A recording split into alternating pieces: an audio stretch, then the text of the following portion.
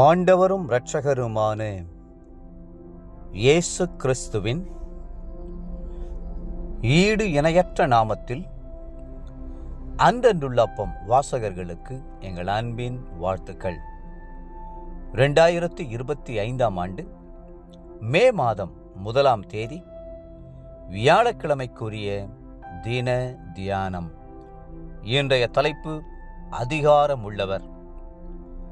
மத்தேயு 28ஆம் அதிகாரம் 18-19 வசனங்கள் சொல்கிறது, வானத்திலும் பூமியிலும் சகல அதிகாரமும் எனக்கு கொடுக்கப்பட்டிருக்கிறது, ஆகையால் நீங்கள் புறப்பட்டு போய். ஆண்டவராகிய இயேசு கிறிஸ்துவுக்கு சகல அதிகாரமும் கொடுக்கப்பட்டிருக்கிறது என்பதை நாம் அறிந்திருக்கிறபடினால் அவர் சொன்னபடியே புறப்படுகிறோம். கர்த்தருடைய அதிகாரத்தோடும் வல்லமையோடும் புறப்பட்டு போனால் நிச்சயமாகவே வெற்றியோடு திரும்ப முடியும். நம் ஆண்டவருக்கு பூமியிலே மாத்திரம் அதிகாரம் கொடுக்கப்படவில்லை, வானத்திலும் அதிகாரம் கொடுக்கப்பட்டிருக்கிறது. அது மட்டுமல்ல, பூமியின் கீழும் அவருக்கு அதிகாரம் உண்டு.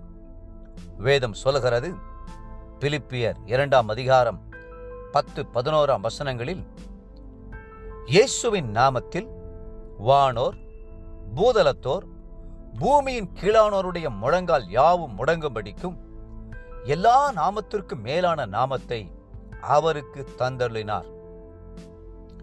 ஆகவேதான் அவர் புறப்பட்டு போங்கள் என்று சொல்லும்போது அவருடைய அதிகாரத்தோடும் வல்லமையோடு மாத்திரமல்ல, அவருடைய நாமத்தோடும் முன்னேறி செல்கிறோம். கிறிஸ்து ஒருபோதும் தோல்வி அடைந்ததில்லை. அவருடைய நாமத்தில் நாம் செல்லும்போது நாமும் கூட ஒரு நாளும் தோல்வி அடைய போவதில்லை. கர்த்தர் நம்மை எங்கே அனுப்புகிறார்? ஓநாய்களுக்குள்ளே ஆட்டுக்குட்டியை அனுப்புவது போல அனுப்புகிறார். ஒருவேளை உங்களுக்கு எதிரான விரோதிகள் ஓநாய்களைப் போல இருக்கலாம், அரசியல் வல்லமைகள் இருக்கலாம், பிசாசின் போராட்டங்கள் இருக்கலாம். ஆனால் அவைகளின் வல்லமையை பார்க்கிலும் கர்த்தருடைய அதிக வல்லமை உண்டு. கர்த்தர் நம்முடைய பட்சத்தில் இருக்கிறார். தேவ தூதர்கள் நம்முடைய பட்சத்தில் இருக்கிறார்கள். முழு பரலோகமும் பரிசுத்தவான்களும் நம்முடைய பட்சத்தில் இருக்கிறார்கள். ஆகையால் நீங்கள் புறப்பட்டு போங்கள் என்று கர்த்தர் சொல்கிறார். புறப்பட்டு போ என்று தனது யுத்த வீரனுக்கு அரசாங்கம் சொல்லும்போது அவனை வெறுமையாய் அனுப்பிவிடாமல் அவனுக்கு யுத்த உடையை கொடுப்பதுடன் போருக்கான கருவிகளையும் கொடுத்து அனுப்புகிறது. அவனை எதிரிகள் தாக்கும்போது தன்னை பாதுகாத்துக் கொள்வதற்காக பாதுகாப்பு ஆயுதங்களையும் வழிமுறைகளையும் கொடுத்து அனுப்புகிறது. அதுபோலவே கர்த்தர் நமக்கு வாக்குத்தத்தங்களையும் வாக்குறுதிகளையும் கொடுத்து அனுப்புகிறார். கர்த்தர் சொல்கிறார், இதோ சர்ப்பங்களையும் தேள்களையும் மிதிக்கவும் சத்துருவனுடைய சகல வல்லமையும் மேற்கொள்ளவும் உங்களுக்கு அதிகாரம் கொடுக்கிறேன், ஒன்றும் உங்களை சேதப்படுத்த மாட்டாது. லூக்கா 10:19.